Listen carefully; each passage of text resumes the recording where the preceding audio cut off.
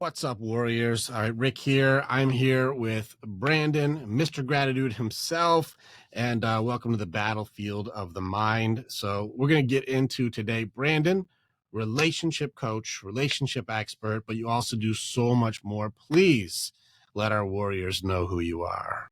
Yeah, I appreciate you, brother. This has been a long time coming, Rick. You and I connected quite some time ago, and grateful to be here. So I appreciate that. Yeah, I have been doing this full time for about 3 years, and in a nutshell, I help folks navigate through breakup, divorce. I help folks that are new to dating. Maybe they were in relationships for a long time, and they're just getting out in the world, which is a scary, scary dating world. And that's where I come into play. Things to look for, red flags, people that are emotionally available, people that are aligned with you. Because, a lot of times people see the physical. They say, oh, this man's handsome, this woman's beautiful. And they're focusing on the things that don't carry them to a long-term relationship. And that's really where I come into play. Yeah, that's me in a nutshell. Yeah, there's something, let's just jump right into it. People are always saying the dating world is scary, but as Yeah. an expert, please give me some of the dude. This is why it's scary out there. This is where we're going wrong. Aside from just the superficial, like what is it that like, man, this is off the rails. This is why it's going crazy. What do you think? The number one thing I'm seeing is emotional unavailability. And that's because you have folks that get out of relationships and they don't know what they don't know. And they think that it's okay to go out and look for somebody to heal your broken heart and to have a one night stand, and that doing these things are going to help you feel better. And that is what I'm seeing the majority of the dating world scary. I have clients come to me and go, Brandon, why did this person ghost me? Why, after this many months, are they saying I need space? I need time to work on me? It's because they weren't emotionally available to begin with. They're recognizing their skeletons and the things that they need to work on. But that's the number one thing I'm seeing. And the second thing I'm seeing is distraction.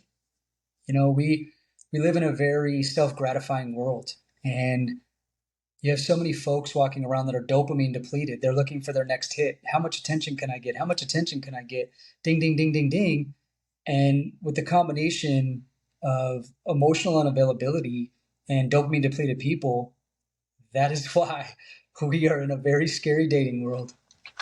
Yeah, there's a few things that seem like a big deal here. The illusion of options is one of the big ones I've been hearing the most, especially Mm, like females have far more of the illusion of options. They can post up one a little bit scantless picture up there. They can get bikini picture or like feeling cute, might delete later. And then they can throw one of those up and then they yeah. get like thousands of, views or clicks or likes or you look gorgeous, you're so beautiful. There's a lot of attention that girls can get way quicker than boys. Like Oh, yeah. listen, I don't care how good we look in a bikini, we can't get that kind of attention. So like we're not going to be able to pull the same cards that they can almost effortlessly. Well, I have seen a lot more of this attention addiction where like I crave this, but then how does a guy, or even how does somebody who has this type of need, this attention addiction from social media or from online, how does somebody who's with that person compete with 10,000 people saying you're so hot? How do you compete with that? Here's where it gets toxic. Okay. And how it becomes toxic and how they compete with that is by being a complete and absolute, dare I say, narcissistic asshole. When they can manipulate their partner to making their partner have that toxic attraction, that toxic fear syndrome, because their partner's not giving them what everyone else can give them, right? They're not coming in and saying, you're beautiful every day, you're this or that. So how they handle that is they don't compliment them. They treat them with lack of respect. And now you have two people that are going at it, one that's not respecting their partner and one that's starved for attention instead of true love and affection. And that creates a very toxic environment. So is it possible that this attention addiction is creating narcissists? So I'm gonna be really careful here because that word is so thrown out nowadays, but I will say it does create a high spectrum of narcissism. Yes, Mm-hmm. because I feel we're just in a world full of a lot of assholes and a lot of people that are lacking self awareness, but it can lead to some very narcissistic tendencies. Absolutely. So, like a couple things that people should really probably know because you're right. It's thrown around way too easily without qualification.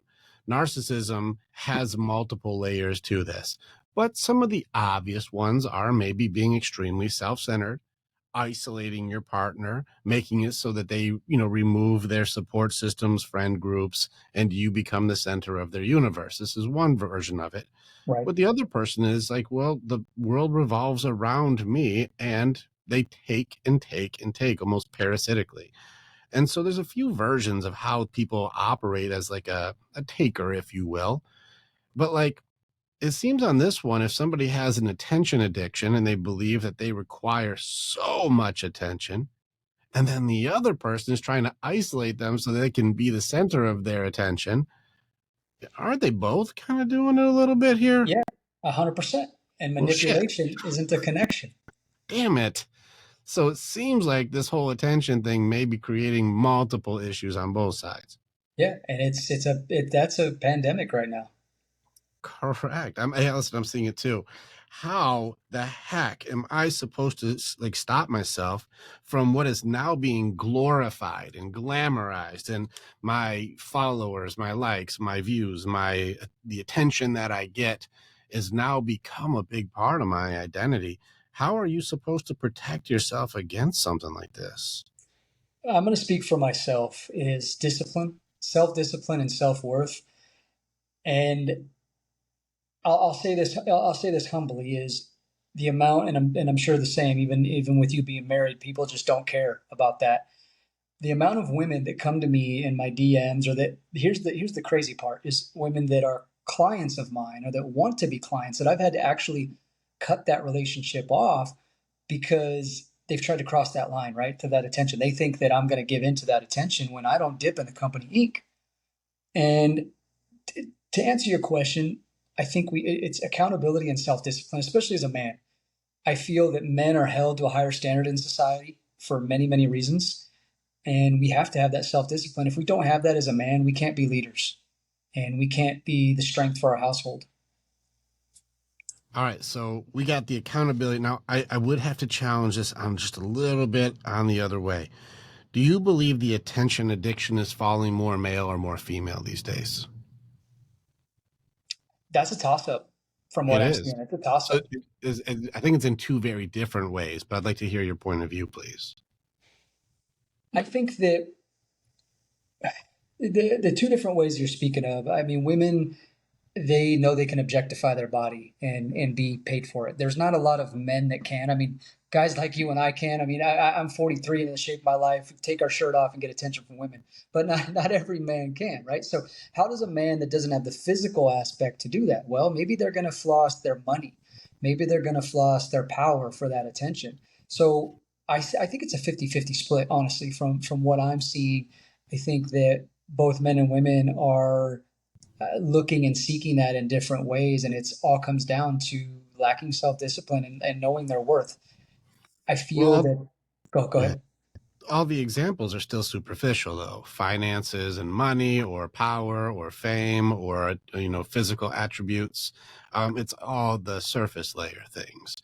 And so I hear you often talk about the surface layers are the traps right now. You're not looking at values if you're trying to measure somebody's value by Yeah, the superficial. And so yeah, I've seen a lot of your stuff where you're like, if you're trying to go off of boobs or money, you're going to be missing the values of that person. And right. so I guess it would probably lean forward. I'm not trying to jump into an answer, so tell me if I'm going the wrong direction here. We need to get better at our qualifying in two categories. One, know yourself. And then Mhm. two, get better at figuring out what red flags are there without bargaining your way through it with rose colored glasses. Yes, yes. And to add to that, that comes into the self-awareness, right? Even me, I think a lot of times people need to have humility and humble themselves and actually seek help. So many people think that they can do it on their own, and if they could do it on their own, you and I wouldn't have what we do, right? And even me, I feel I'm a pretty intelligent guy, but there's so many things that I've learned. I'll see like a breathwork coach because I struggle to relax. Like you'll see me on camera, I move around a lot. So I've tempted and I want to, and I've started learning some breathwork stuff. I'm not a breathwork specialist, but I know that I need that help. And if people can just look in the mirror and say, gosh, damn it, I need some help. And if that's going to cost me a couple $100, maybe a couple $1,000 to invest in myself and get help, I better freaking do it. Because the definition of insanity is doing the same thing over and over again and expecting a different result.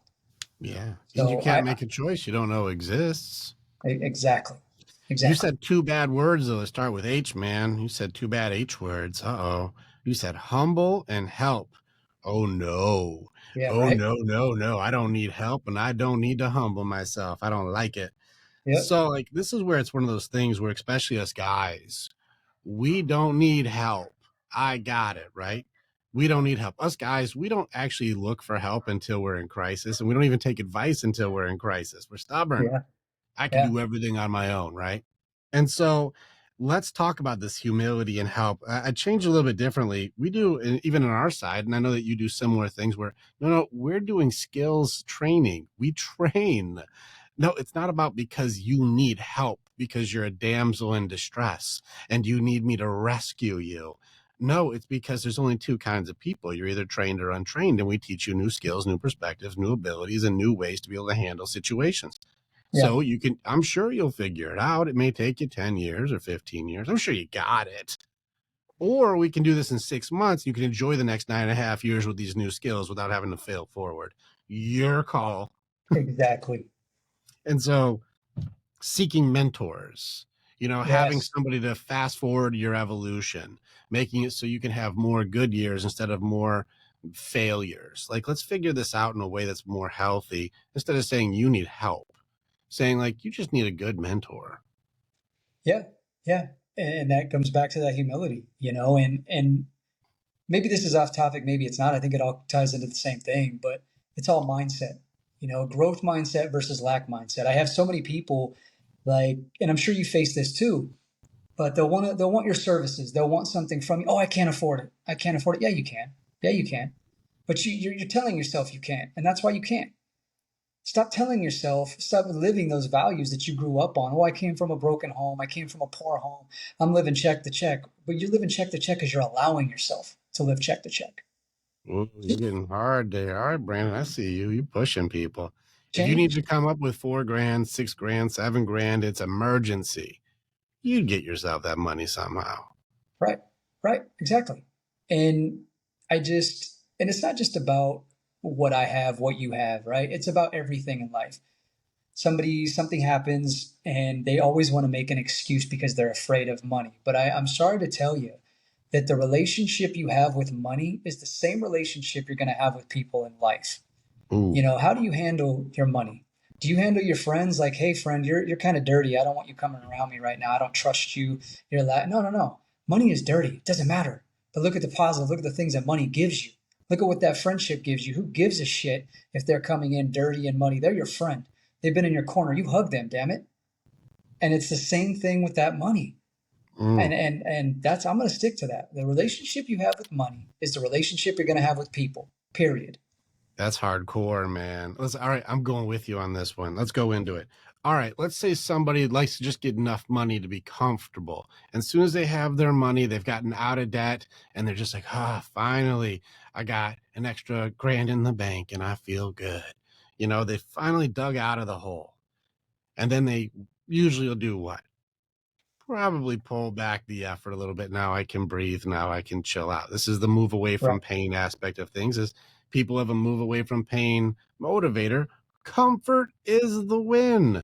Well, it's the same thing you'd probably say, and this is where I'm smelling what you're selling, where you're saying if somebody works their ass off with chivalry and dates and kicking ass trying to be the best they can be to get that person, and then they get them, and then now they're getting commitment and comfort and it's getting like, okay, complacency. Is this kind of what you're saying right now? Is like you did all the work to get it, but then now you have the commitment and now you'll 100%. slow it down. All right. 100%. 100%. So if you covet your money and you're a hoarder and you don't you're stingy and you don't share, you're going to be like, don't talk to my girl. Exactly. It's freedom. It's all about freedom. If you and your analogy tied in perfectly. I love that. And It's about freedom in relationships. I see the people that when they go to work and they stress out on their partner, oh my gosh, are you going to be there for me when I get home? Are you talking to other people? Hey, that's the same way they handle money. I guarantee you that's the same exact freaking way they handle money. But when they have that freedom and they can recycle their money willingly, that's the person that goes to work, that clocks in and says, you know what? I know without a shadow of a doubt, just like the ground's going to be beneath my feet when I get out of bed, that my Hmm. partner has my back and I have nothing to worry about.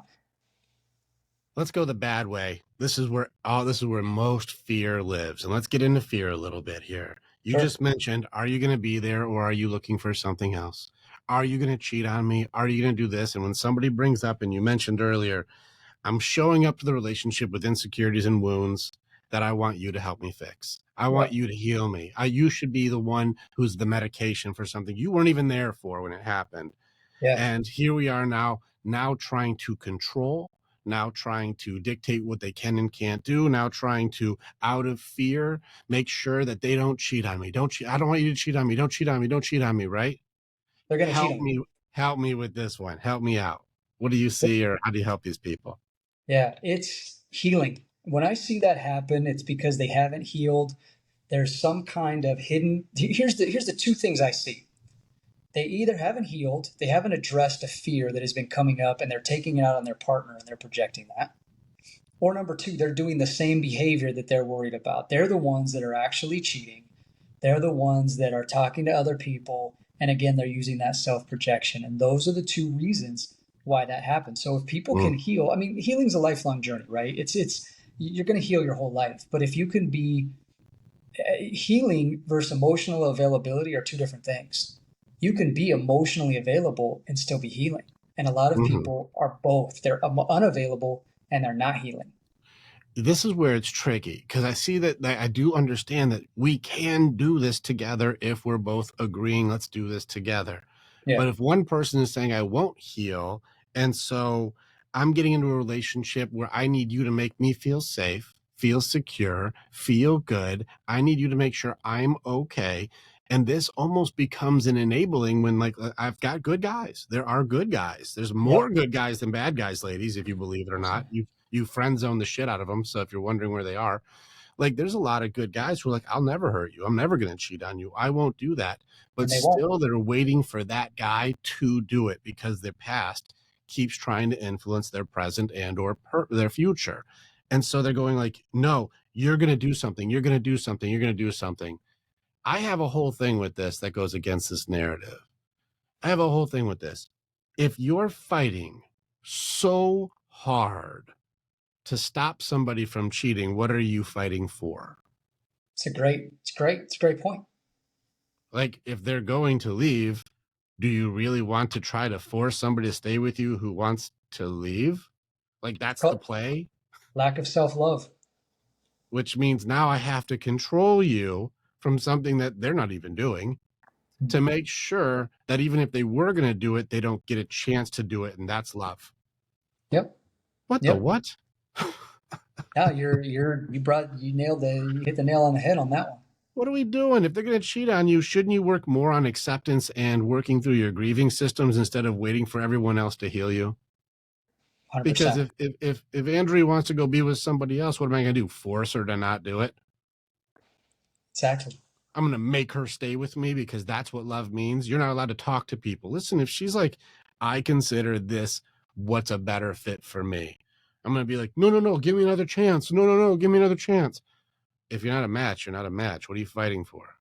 Right. Well, I think a lot of times why that happens is for men at least, the human ego is the number one thing for men. And Really? oh yeah. And I'm number going to, two, okay, go go ahead. ahead, Rick. Well, I don't know. Well, maybe I work with guys who want to get better, so maybe this is where I have a different point of view. So I'm gonna let you go, and then I'm gonna throw in what I've got from my men. So go Yeah, ahead. please do. The ego and FOMO. And for those of you that don't know, FOMO means fear of missing out. Mhm. And it's part of the human condition. A lot of times when you go to, get a car or a retail store and you got the salesman, telling you all these things about, oh, well, we've got 5 people lined up for this Ford Bronco that we've marked up 30 grand. You better get it now. Well, that person, they don't need the Bronco. Bronco, it's not that great. It's cool looking, it gets shitty gas mileage, They haven't fixed a lot of the kinks, but that person's going, gosh, these 5 people are going to get it. Hell no, I'm going to get it. That's my ego and my FOMO. So I'm going to spend $30 over the MSRP. Well, same thing in relationships. That person, maybe an ex comes into the picture, or maybe they know that person's getting a lot of attention. And so that FOMO, hey, this person might be able to make them happy and I can't. This person might be able to give them something that I never was able to, and I don't want that to happen. I feel like that's not knowing thyself, because if you have a standard, I watched your video on boundaries. Like if you Yeah. have standards or know yourself and you're like, I want to entertain being with somebody else because that's what I think is better. What am I fighting for again? I don't see, I think it's one of those things where we're trying to covet something that we consider special or rare when it's acting very regular. But how does one decipher that though, right? Because they're not You being work with aware. guys like us. You get a mentor who teaches you who you are, so that way you can have a non-negotiable boundary to go like, if you want to be with someone else, sayonara. Like, then But that's fine. what principle does that apply into though? It applies into humility, right? How many men, unless they're, maybe I know a lot of men our age, 50s, 60s, 70s, they can't have humility. And Hmm. so I think the number one thing to tie into your point is how many men, since we're on the subject of men, Sure. can have humility. And I think humility is one of the greatest principles you can have. Yeah, it goes into we call it like the race to acceptance. We go through our grieving systems to be able to also a big thing I'm doing, like even the talk I got coming up is on challenging everything. It's part of our creed. Where I go like, I That's gotta cool. challenge the idea, and we do it to everybody. It's a round table for us. It's not Rick's court. It's like a King Arthur's court. We have a round table. Yeah. If I say something, you should challenge it. And if you Yeah. say something, I have to challenge. Does that hold the water? And let's see if it works here. And we do it with each other because it makes the idea stronger. And so we have to humble ourselves in order to say, like, my idea is not law. It's just an idea. I And love that. so we do the same. We practice this, and there are humbled guys, strong, powerful alphas. We all humble ourselves to grow. And Yeah. so it can be done. I'm going to lean the other way from ego and home and FOMO. The other thing that I see is most common, and I think it's abused more than it's actually recognized as truth, is unmet needs. And this is being thrown around. It's been around for a long time. It's very heavily pushed when it comes into nonviolent communication, like Marshall Rosenberg, and you get into NVC, and it gets into every single outburst, or these conflicts are just a tragic representation of unmet needs. There's just something I didn't know how to articulate. And this has been very interestingly thrown around by, you see, like Sadia Khan and other women who are psychologists who also do this too, who are going, women are cheating more than men these days. They That just is don't true. call it cheating. They call it, he wasn't meeting my needs. That is But true. but we're not being honest. We're using the main curse I see for women is denial is at the core of all of their curses, which means we gaslight our own introspection, ladies. Whatever your truth is, it's not really the truth. It's what I decide I call it to make it so I justify myself as good, even though if anything I did was done to me, that's bullshit. Yep. This is the game right now. Ladies, you are your own enemy at the moment. Now, the unmet needs are happening pretty heavily on both sides, but guys have a lot less of the illusion of options that women do. And so women think they're going to go Beauty and the Beast themselves out and go get another cursed prince, when these guys who have like, I've domesticated myself to be a good man when I used to be the biker or the badass or the wild guy, and now I'm a good father, I'm a good man, and I'm sticking Yeah. around. Well, now these guys are unappreciated. They're, being taken advantage of. The court systems are wrecking good dads. There are bad dudes. Please don't get me wrong. I'm speaking in absolutes. There are shit dudes that don't like you and me. There are shit dudes that don't like us because we would keep them accountable to themselves. But there's a lot more good guys out there going, I'm happy to own my shit because I'm actually trying to be a better man. I'd agree with So, that. so the unmet needs thing is way trickier because they're missing base needs like appreciation. Here, You're Mr. Gratitude. They're missing gratitude. gratitude brings abundance. Yep. Yeah. My view on that is your needs will never be met if you're not meeting your own needs. It all comes down to what we're projecting on others is a reflection of ourselves. It's all about us, good and bad. So, for example, if somebody's going in social media and they're commenting to you and they say, gosh, Brandon, you saved my relationship, yada, yada, yada. No, I didn't save your relationship. What you finally did is you woke the fuck up, you listened to what I said, and you realized that your demons were triggered and you changed and became a better person. And I'm grateful that you did that, but it had nothing to do with me. It's all about Mhm. you. And when you're in a relationship, oh, you don't do this for me, you don't do that. Well, gosh dang, do you do it for yourself? Okay, well, then there's your answer. And it's in the reverse of that is when we pedestalize our partner. Your partner is not your God. If you're Mhm. doing more for your partner than you're doing for yourself, that is a pedestalized relationship and you're doomed to fail. Correct, especially on the guy side, Yeah. especially on the guy side. So I just did a training. It was Wednesday with a group of guys with the No More Mr. Nice Guy book. Yeah. And it's a pretty good book. And these guys in there are like, oh, I'm reading the thing. It's like, yep, that's me. That's me. That's me. That's me. And Love then they that. went into like the guy who's like not the Mr. Nice Guy. And I'm like, I'm all of those ones. Like, it's really funny to watch where I'm like, guys, but this is working way better than those ones are because they're all being taken advantage of or feel completely used or abused.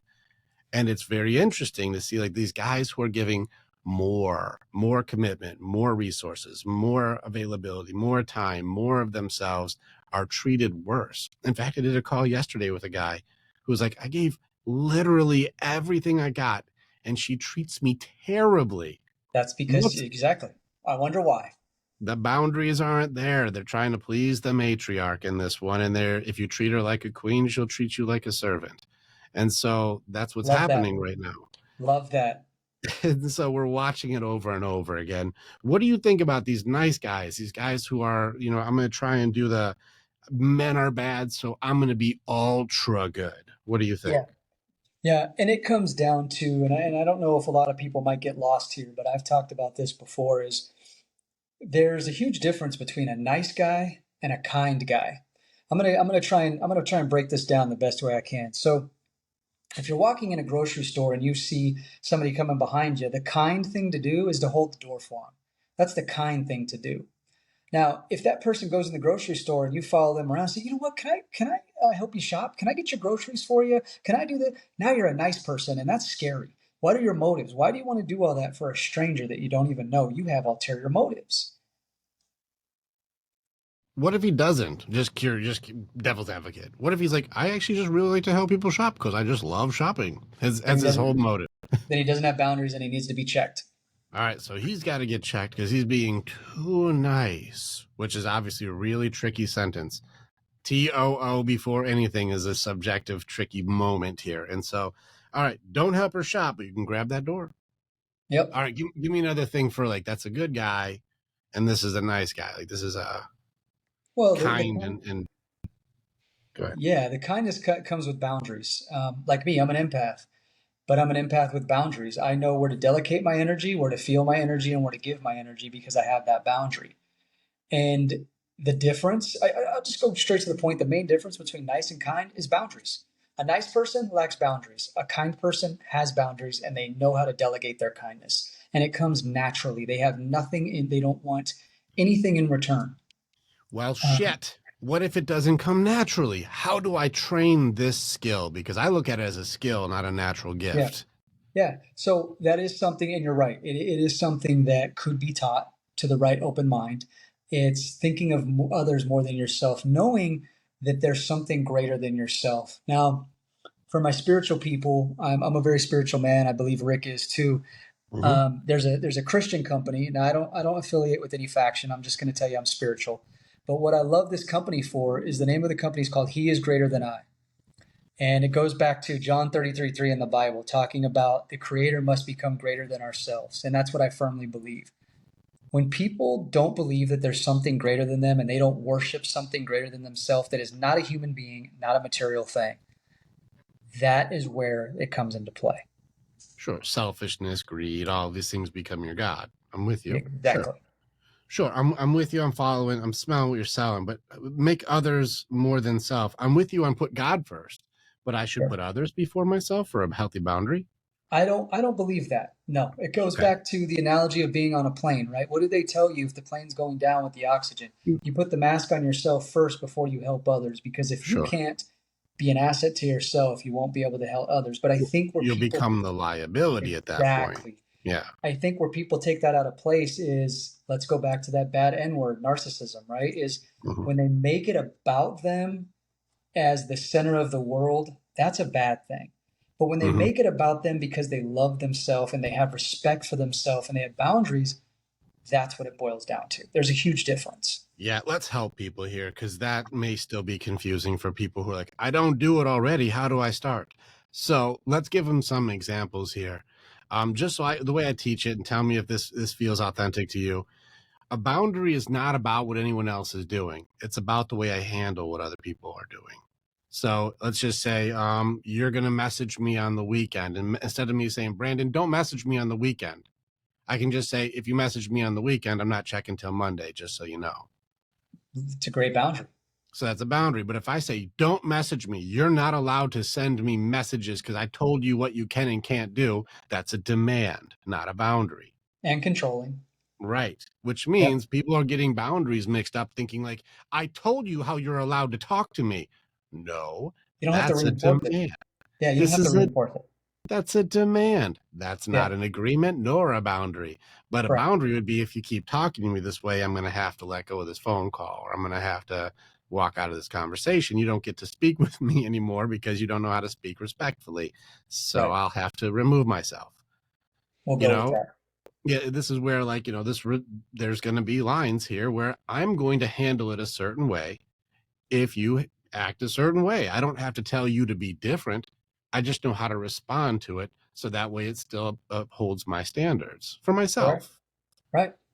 And this gets tricky for people, especially in marriages or in relationships where they never had any boundary. And I think the fact is, with this kind guy versus nice guy thing, is people get angry when people make boundaries because those are the ones who got away with the most when you didn't have them. I love that. I love that. I love that so much that you said that. And I want to go into something, if you don't mind, since you're on this topic, because you got my Please. mind buzzing. You know, that is another hot button for those people that are trying to date right now. Is Brandon, when do I set boundaries? How do I do that? And here's something you have to understand to add to Rick's point. And I'm going to throw this on you, the person that's creating the boundaries. It is your responsibility and your due diligence. You cannot expect a human being to date them for 3 months, 6 months, a year, and then all of a sudden say, hey, Johnny, hey, Jessica, here's what I like and what I don't like from you. Here's what I need you to do. You can't do that, because that person's going to come back and say, well, screw you. You've allowed me to do it for this long, and now you expect to take that from me like candy from a baby? Mm-hmm. No, no, now it's on you. Set your boundaries on the first freaking date, the second date. Let that person know what you will tolerate and what you won't tolerate. That's it. It's okay. And there's nothing wrong with that, because otherwise you end up creating, it's the bargaining system of the fantasy of what it could be, usually because society is putting so much pressure on those superficial things. Well, they've got a lot of money, or they got a cool car, or she's really hot, or whatever the superficial thing. He's really tall, like whatever the things Right, are to make it right. so that we throw rose colored glasses on for all the red flags. And if anybody doesn't know what that means, when you're wearing rose-colored glasses, all the red flags just look like regular flags. Yeah. You miss all of the cues that you're like, is this the circus? And your friends are like, get out of there. Like, it's not the circus. That's Well, bad. It's red flags everywhere.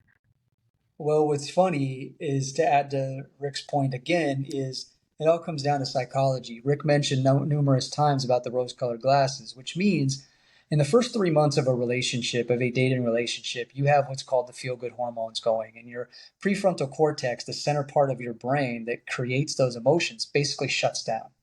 And you've got the oxytocin, the serotonin, and the dopamine flowing, and you're not seeing that person who they truly are within the first 3 months. And that is what Rick means by those rose colored glasses. And you don't know what you don't know, right? So I always tell people, I got a I pair of don't, these for you, bro. oh, that's I, amazing. Rick I just wear threw them. on. I So, wear them. I wear them all the time for when I'm working with people. Like, I don't see what you're seeing, and then I'll throw these on, and I'll go, oh yeah, they look wonderful now.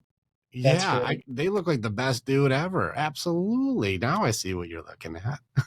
Rick throws on the rose colored glasses. That's amazing. Yeah. And It's why I always tell people to take your time. I don't care how beautiful they are. I don't care how good the sex is. I don't care what all that is, because I tell you what, if it's that good now, after 3 months, if it's still good, then guess what? They might be that good. But until then, take your time. And if they Mhm. want to rush a relationship, they're not your person. Yeah, it's a good call. Russian relationships. Hurry up. We got to go we have to move in together. We need to get married. Like anybody who rushes the relationship, like within like, it's been 3 months, we should move in. Why aren't you letting me move in? I need a key to your place. These are red flags, guys. These aren't comfort. This isn't safe and secure. This is scary. Yeah, and it's scary for a couple reasons, but then there's one beautiful thing about that. The scary part is typically what I see, if somebody's under the age of 35, somebody that makes those maneuvers, they're a predator. They're Mm, preying on you. Now, I will say after the age of 35, things tend to escalate a little quicker in a relationship. And sure. you might want to move in like 6 months, but still 3 months, just give it 3 months. No matter what you do, a lot is going to change and you'll start to see the true reality. And your your gut is never ever wrong. You know, that inner feeling, that inner vibration, if it continues to haunt you and regurgitate, both positive and negative, listen to it or you'll regret it. Mm-hmm. That's pretty good, man. Yeah, I'm gonna slide it back into like the boundaries there and like being able to hold your ground, even have autonomy for a while. I'm gonna Yeah. keep our stuff separate for a little bit here, just in case it doesn't like it's okay. This is where we talk about often too, where people get into a codependent relationship because they think that's what love means. This Ooh, means yeah. like Yeah. you complete me. That's what love is. And I've been arguing it's not you complete me, it's we complement each other. It's two strong halves that come together to make a very strong whole, but they are still their own things that make each other better together. Not I'm only as good as I am because of you. What do you think? So you and I align on virtually everything. I have a little bit different. I say, and the analogy is like right on, but I always say two wholes make a whole, not two halves make a whole. I like it. That's the way I present it, because a lot of people get that, or they think that a relationship's 50-50. It's not. A Mm-hmm. relationship's 100-100. It's I not like tit I like that. it's not Yeah. it's not tit for tat. It's not, hey, I took out the trash, so now you're gonna have sex with me tonight. No, no, no, no, no, no, no, no. It's not, hey, I did this, you do that. And you know what? You might do three good things in a row, whatever that looks like, and then your partner, it doesn't matter. You're gonna be 100% showing up every freaking time, and you're not taking tallies and tit for tat. Because It's again, I've seen it. I've seen it solid. Right now. I think that the societal one is different. Girls do this often. oh It's yeah, different. This is the measurement system is very different for girls. I'll give you an example. Like I said, I work with the men and I hear what the ladies say. I noticed, and tell me if you've seen this. Ladies count their tasks differently than men. a And hundred what percent. and what I mean is if they put 20 dishes away, that's 20 achievements accomplished. And if I put 15 pairs of shoes on, I've done another 15 things here. This is where they've done like I've done hundreds of things today. But like the guys, what did you do? You just went to work. And he's like, just went to work. I'm an engineer. I did thousands of incredibly difficult things that only I can do with the whole building. But you count that as one. You, Rick, you are bringing up so many valid points that I talk about all the time. And, I don't know, there should be a lot of people that are going to know about this, but the Gottman Institute, John and Julie Gottman, they're world renowned, the most world renowned family and marriage therapists that there are on the planet. And they actually predicted with 80% accuracy that the number one precursor for divorce is what you just said, is how are you to your partner? Are you reactive to your partner or are you proactive to your partner? And the couples that lasted the longest were proactive to their partner. So, like you Mhm. just said, if their partner got home from work and said, I just did this, I'm tired, a partner that's proactive is going to say, gosh, babe, like, I can't, I'm sorry you had such a bad day. Let me hug you. What can I, like, what happened in your day? And then the other partner is going to be like, okay, well, what happened in your day? What can I do to help you around the house? Now, I'm not saying that has to be the exact scenario, but that is an example of being proactive and a number one indicator that your relationship will last. Mhm. Yeah. Yeah, powerful, man. Very useful too, being proactive versus reactive. Man, there's a lot of pieces here that we've man, we could probably go for a long time, man. Let's just do like 30 of these and make it so we can help people with a lot of stuff. Right? Yeah, let's There's a lot let's of end people it. that need it. Let's end it on a high note here. I know one of the big things that we are both fighting and we are both trying to combat right now is this judgment shame system, the social media, the Yeah. conformity that's happening right now where people are no longer able to have their individualism without being shamed and judged into some form Mm. of compliance. I know that this is a passion of yours. Please fire off from the hip. What do you got? Yeah. So I'm just gonna spit it raw. And the thing is I'm going to go back to relationship as an analogy is gosh dang it, you guys, stop living your life for other people. Stop allowing people to penetrate your lives and your relationships. Because if you are happy and you are not hurting another individual, who gives a shit what you are doing? If you want to marry that person and your family doesn't like them, who cares? Your family ain't marrying that person. You want to go out and start a business, but your friends are like, no, that's a stupid decision. Why would you want to do that? Your friends aren't starting the business. You are starting the business. You're going to have to learn your own lessons. If somebody in social media, you're admiring their life, you don't know what's going on behind closed doors. They could be getting abused. They could be in addiction. You don't know what's going on. Do not base your life on other people because comparison is the greatest killer of joy. And if I can tell you anything, please just start living your truth and not for other people. Most people, they don't give a shit about you. They really don't. You're going to have very few people in your life that actually care about your well being. Out of the 100 people in your life, five of them are going to actually truly care and be there for you no matter what you're doing. Take that for what you will, but that is my outlook and what I will tell each and every one of you. This is strong, dude. Very strong. I'm gonna jump on the train with you on this one. There was a speaker I saw, Jeff Olson, a long time ago. They called him the millionaire maker. He was really good at helping people become Mm-hmm. successful. And he told me a Yeah, we're story that talking made about. it so, you know, who Jeff Olson is was Yeah, it the Slight Edge? And yeah. I saw him speaking. He said, this is the thing that changed everything for him. He's like, I used to live my life based on the judgments and opinions of others. I used to really require the validation from others to let me know that I'm good or I'm okay. And he's like, he learned about a statistic for funerals. He said there was a study done where people would go to funerals just to Oh, see funerals. Yeah. just to see how many people cry at a funeral. That's all it Ooh, was, just watching and just going like, how ooh. many people cry at a funeral? And out of like hundreds of funerals, just going to just kind of get the 2%. vibe. Yeah. What do you think the number was that was on average? I would say 2%. 2%. So like maybe out of 100 people, it'd be two people. So, Yeah, okay. So that exactly is the exact number. Well done, Brandon. It was two people on average will cry at a funeral. yeah. This means every decision you've ever made. This means every choice you did to compromise yourself, every sacrifice to make another person happy, everything you've ever done in your life to make it so others can feel good at your expense. At the very end of the culmination of everything you ever do, if you're lucky on average, two people will care enough to even shed a tear about you. It's a true statistic. He said, knowing this, all the choices that I make to try to make another person feel good, they probably aren't even the one who's going to fucking cry at my funeral. Like, what am I doing here? I'm going to be what for somebody who you're probably not even one of the two. Yep. So he's like, I'm going to follow my dreams. I'm going to go for my goals. I'm going to love who I want to love. I'm going to be my most authentic, best version of me. And I'm going to work with people like Brandon or Rick to make it so I go faster, leading to finding who the fuck you really are. How do people get in touch with you so they can work with you? Yeah, I appreciate that, brother. It's been a pleasure being here. And also, I just want to add one thing before I talk about how to connect with me. Don't be afraid to cut people out of your life. People that are toxic, people that are not bringing value to your life, please cut them out. Yeah. Cut them out. Family, I've had to cut family out. I've had to cut Yeah. friends out. Mm-hmm. If they're bringing more drama than peace, and it doesn't matter. Cut them out. Have the Um, courage to accept your authenticity, even if others yes, won't. yes. Yeah. How to connect with Powerful. me. So my name's in social media.